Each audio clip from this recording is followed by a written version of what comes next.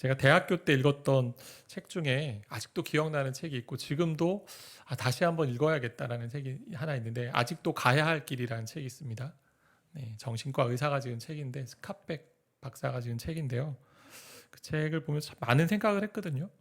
4부로 되어진 책인데 4장으로 된 책 크게 우리의 삶에서 이제 성장하기 위해서는 훈련이 필요하다는 얘기를 하면서 그 훈련의 힘이 어디로부터 나냐면 사랑으로부터 나오고 그 사랑 가운데는 은총이란 개념 그런 걸 얘기해요. 뭐 그리스도인 나중에 그리스도인이 된 것 같기도 한데 일부러 이제 일반인들 대상으로 좀 쓰는 책이고 그 당시에는 아니었던 것 같고 은총 그리고 결국은 우리가 계속 훈련하면 신의 경지까지 이르러야 된다 이런 얘기를 하는데 그 중에 제일 첫 문장이 뭐였냐면 삶은 고해다였어요. 삶은 고해다. 고해가 뭐예요? 고난의 바다라는 얘기거든요. 고난의 바다. 그래서 삶은 고생하는 곳이고 고난의 바다를 항해하는 그런 것이다라고 얘기합니다.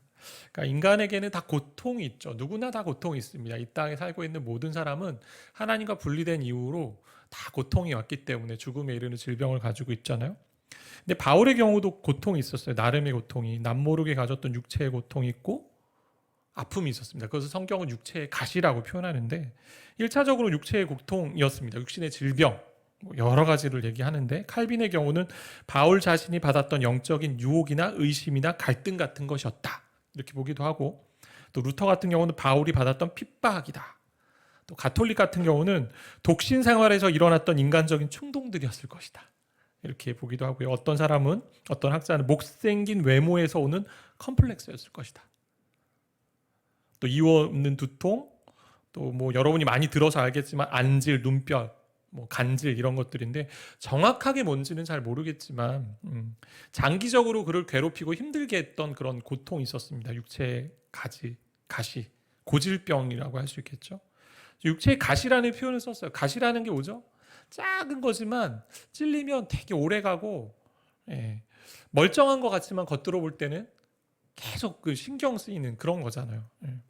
그러니까 우리 안에 이런 가시를 가지고 사는 분들이 계실 겁니다. 뭐 실제적인 어떤 건강의 문제들이 있을 수도 있고 또 삶의 문제 속에서 육체의 가시라고 하니까 육체의 질병이라고도 하지만 포괄적으로 좀 생각해 본다면 우리 인생에 있는 아픔, 고통 뭐 그런 거라고 할 수 있을 것 같아요. 우린 다 강자가 되고 싶어요. 강하게 살고 싶습니다. 왜? 강자가 돼야만 내가 통제받지 않고 남을 무언가 통제할 수 있을 것 같고 힘이 있으면 좀 자유로울 것 같고 그래서 다 이룬 사람이 되고 싶고 그래서 멋진 인생을 좀 살고 싶고 남에게 의지하고 싶지 않고 내가 다 해서 내가 다 꾸리면 좋으니까 남에게 괜히 뭔가 부탁하고 싶지 않고 그런 마음을 가지고 살 때가 많이 있다라는 거죠. 근데 우리의 발목을 잡는 우리의 연약함들이 우리의 인생 가운데 존재하고 있습니다. 우리 약함이 있어요. 때로는 우리의 어떤 육체적인 질병을 가진 분도 있을 겁니다. 아픔이 있고 고질병이 있는 사람도 있겠지만 실제적인 어떤 삶에서의 그런 약함들, 아킬레스건 같은 것들이 다 있겠죠. 뭐 내 인생 가운데 있었던 거, 경험이 그럴 수도 있고 지금 내가 살아가면서 어떤 태도, 삶의 자세나 그리고 행동이나 모습들 뭐 자기 주장이 강할 수도 있고 뭐 혼잣말을 많이 할 수도 있고 뭐 부정적일 수도 있고 그러니까 이 땅에 약점이 없는 사람은 약함이 없는 사람은 아무도 없습니다. 어떻게 보면 그러니까 새해가 되면서 늘 성장하고 싶고 변화되고 싶다라고 하면서 작년하고 바로 비교해본 한 1개월밖에 안 됐지만 또 동일한 약점이 있는 저의 모습을 보면 되게 마음이 쓰리죠. 도대체 나는 왜 이럴까? 발목을 잡는. 저도 이제 목회자면서 늘 그런 부분이 있는 것 같아요. 목회자로서 이렇게 떳떳한 진짜 이런 목회자. 뭐 존경받을 목회자 그건 안 돼도 좀 뭔가 저 목사님 좀 다르다라는 점을 보여주고 싶은 모습이 많은데 대부분 설교나 이렇게 말하다 보면 저도 아직 잘 못하고 있는 얘기들을 많이 하고 있는 그 모습이 조금 답답한 거죠. 어떻게 보면 그 자신의 이제 매몰되면 사단이 어떻게 돼? 가만두지 않죠. 어떻게 해요? 사단이 그러고도 너 목회자냐 이제 이렇게 할 때가 있죠. 여러분 모두에게 하는 건 뭐예요? 그러고도 뭐 그리스도인이냐 성도냐 이런 얘기 하겠죠.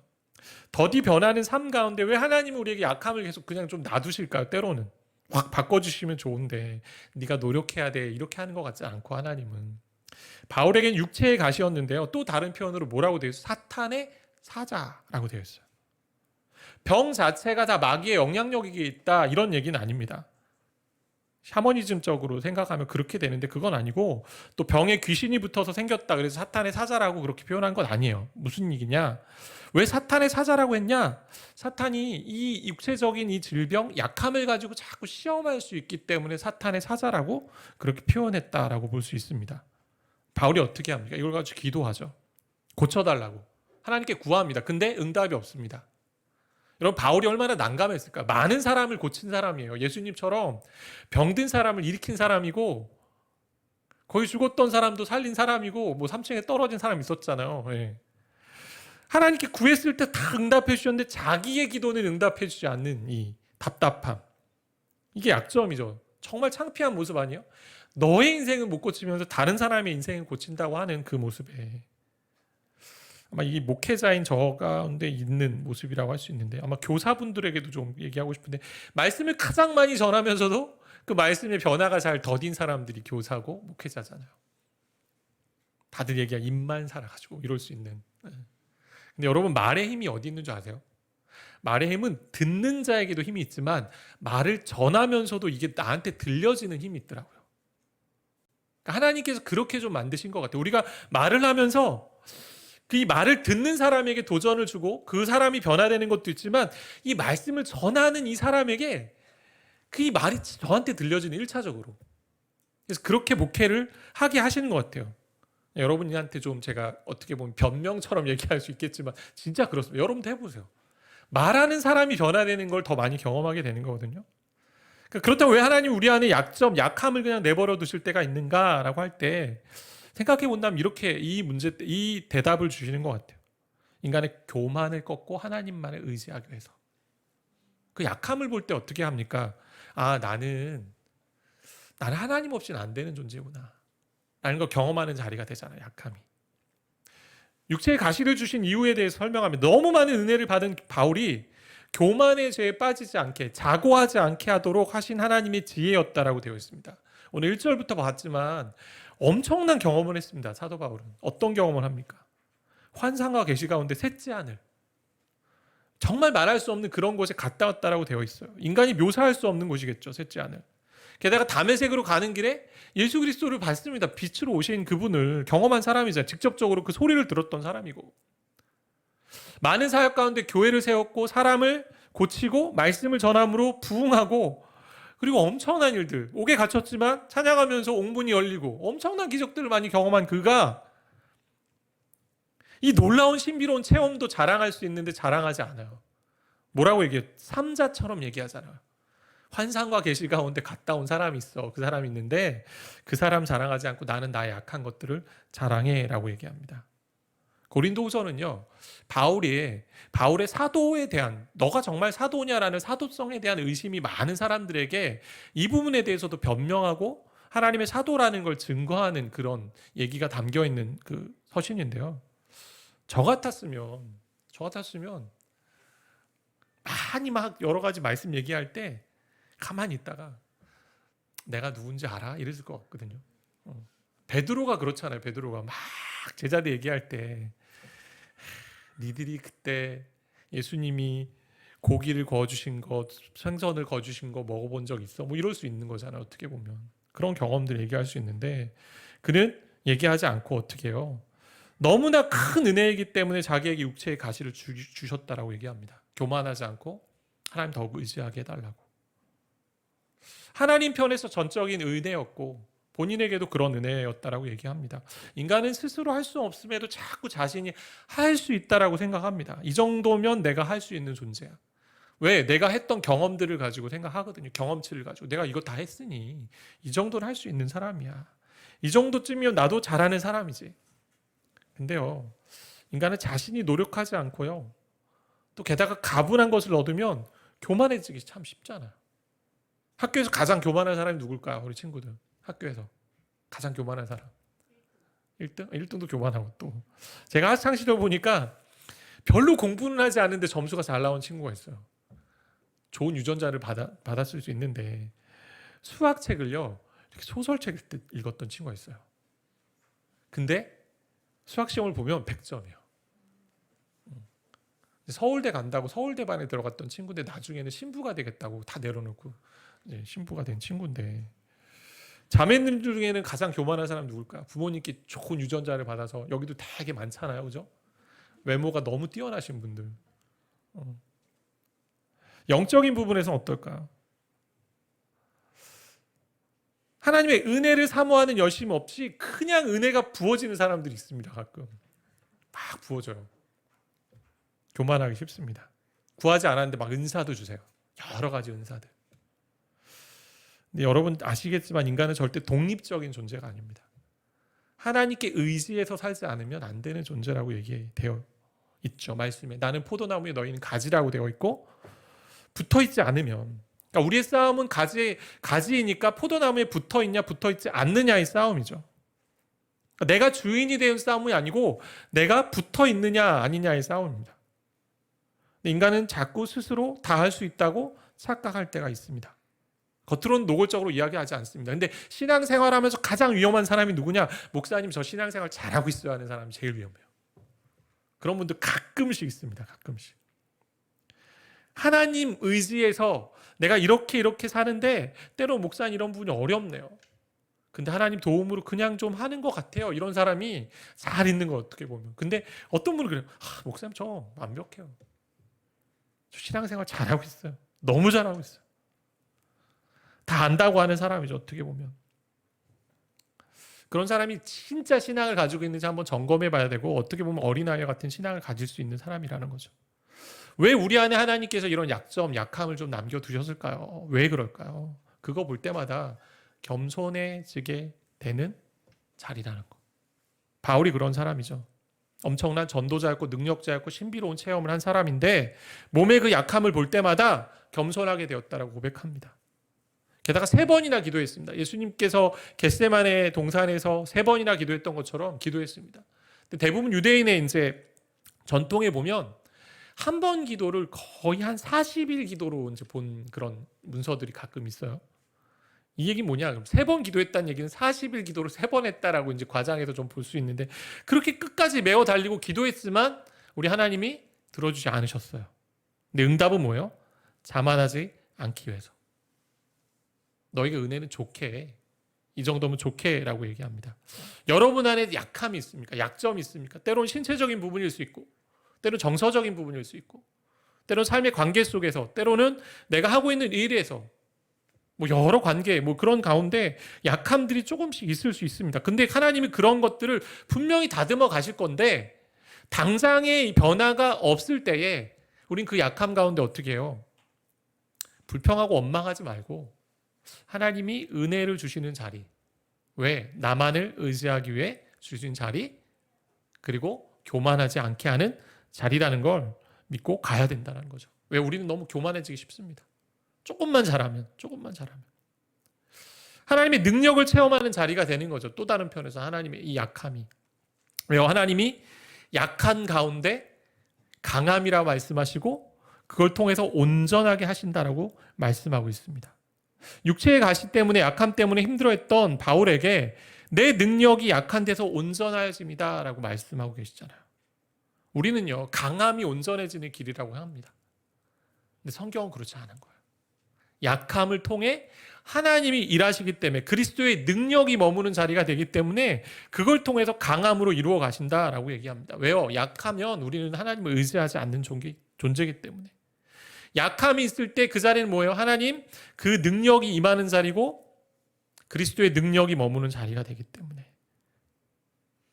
그래서 우리가 기도하면서 깨닫는 것은 단순히 그 약함의 문제가 해결되는 게 아니고 그리스도가 그 가운데 임하는 자리가 되길 기도해야 된다는 거죠. 문제 해결이 중요한 게 아니고 그걸 기도하면서 그리스도가 내게 머무는구나. 결국은 하나님이 이걸 바꿔 가실 겁니다. 변화시켜 가실 겁니다. 당장은 아니더라도. 약하지만 그런 하나님은 강하고 능력이 있으시구나라는 고백을 하게 하신다라는 거죠. 존 버년이 철로역정을 쓴 저자잖아요.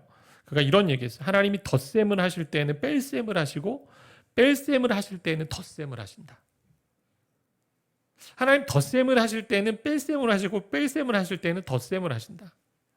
바울에게서 볼 때 육체의 가시는 손해보는 것입니다. 근데 영적인 계산법은 그렇지 않았다라는 거죠. 약한 데서 강한 능력을 만들어 가시는 하나님의 계산법이 있었습니다. 그렇기 때문에 우리의 고통이나 실패나 약함을 통해 하나님 일하시고 우리를 교만하지 않게 하시면서 그리스도의 능력이 머물므로 그 자리를 통해 부활의 능력을 경험하게 하신다는 거죠. 그래서 하나님 앞에 여러분 약함이 있습니까? 실패가 있습니까? 약점이 저도 되게 많더라고요. 제가 개척교회 하면서 저의 민낯이 다 드러나는데요. 여러분 많이 보셨잖아요. 그죠? 보신 분들, 가까이 계신 분은 보시는 거고 또 멀리 있는 분도 보시고. 근데 여러분도 동일합니다. 여러분도 대형교회 있다고 혹시 이 자리에 오신 분들 있을 거예요. 간혹. 새로 오신 분들 중에. 근데 여러분 작은 교회 오면 다 민낯이 드러나잖아요. 하나님 앞에 약함이 드러날 때 하나님 이걸 통해서 하나님께 더 나아가는 자리로 삼으셔야 돼요. 그런 마음으로 가는. 은혜의 자리라는 거, 하나님의 사랑을 더 깨닫는 자리고 하나님의 능력이 임하는 자리가 되도록 여러분이 기도하고 그렇게 사셔야 됩니다. 마지막 이 얘기만 하고 마칠 텐데, 어린 시절 교회에서 뛰놀면서 피아노를 좋아했던 남자아이가 있었습니다. 5살 때 화장실에 갔는데 성인 동성애자에게 성추행을 당한 후에 충격으로 잘못된 성적 취향을 가지게 된 동성애자가 된 그런 사람이 있어요. 그 고백이 그래요. 사탄이 저의 마음에 들어온 것 같습니다. 마음에 속삭이는데 왜 그 남자가 너를 좋아했겠니? 너의 어떤 부분이 그가 너를 좋아하게 만들었을까? 이런 생각이 그 가운데 들어왔다라는 거죠. 음악에 뛰어난 재능이 있었던 이 남자였습니다. 그런데 교회에서 동성애를 큰 죄악이라고 목회자도 얘기하고 뭐 교사들도 얘기하는데 그 이야기를 들으면서도 동성애 가운데 있었으니까 너무 답답했죠. 그럼 한편으로는 그렇게 손가락질하는 사람들 보니까 자기를, 아까 동성애자들을 하나님도 분명히 나를 싫어하시겠지. 이런 마음이 점점 커져갔던 사람인데요. 성도들 앞에서 기쁨으로 찬양도 했습니다. 근데 동성애에 대한 죄책감으로 이중생활을 이제 했던 그런 사람인데 극심한 괴로움 끝에 멘토를 찾아가서 이걸 다 털어놓았어요. 멘토가 너무 충격을 받은 거죠. 자살을 하려고 자취방에서 가스밸브를 걸어놓고 누웠는데 정말 죽을 준비가 되었느냐라는 이 속삭이는 소리가 있어서 밸브를 잠그고, 이후 한 세미나에서 하나님께서 누군가의 숨겨진 모습과 고통도 다 알고 계시며 그 모습까지 사랑한다는 메시지를 듣고요, 삶의 전환점을 맞이하게 됩니다. 지나간 모든 과거에 대해서 하나님 앞에 토해놓고 용서와 사랑을 구하고 그러고 났더니 평안이 찾아온 거죠. 그때 이제 피아노 앞에서 말씀을 묵상하고 기도하면서 주시는 영감을 가지고 이제 곡을 쓴 거예요. 그 곡이 뭐냐면 우리가 좀 전에 불렀던 약할 때 강함 대신에 데니스 전이건이라는 이제 이분이고요. 9명의 이제 자녀를 둔 사람이 됐는데 동성애자에서 바뀐 거죠. 하나님의 은혜로 내 가운데. 그의 약함이라고 여겼던 부분이요. 하나님이 그렇게 변화시키시고 일하시는 일들이 있다라는 거죠. 우리 가운데 어떻게 보면 매해 바뀌면서 변화되는 그런 모습들이 분명히 있지만 때로는 계속해서 변화되지 않는 그런 약함들이, 결핍들, 아픔들이 있을 수 있습니다. 근데요, 그 자리를 놓고 우리도 기도해야죠. 당연히 기도하는데 더디 갈 수 있어요. 더디 가지만 그 약함을 통해 어떻게 해요? 하나님 능력이 임하는 자리라는 거. 왜? 우리는 교만하기 때문에 내가 잘하면 내가 잘했다고 여기고, 근데 그런 약함에도 불구하고 하나님 나를 일하시고 나를 통해 역사하시는 걸 통해, 그렇지, 약함 가운데 하나님의 능력이 임하는 거지. 그래서 하나님의 고백, 또 우리의 고백이 내가 약할 그때 곧 강함이다 라는 그 고백을 하며 우리가 살 수 있다라는 겁니다. 그래서 올 한 해 우리 인생이 분명히 변화될 건데, 그러나 작년에 비해 아직도 1개월밖에 안 됐지만 변화되지 않는 나의 약함과 연약함들이 있다면 우리 함께 기도합시다.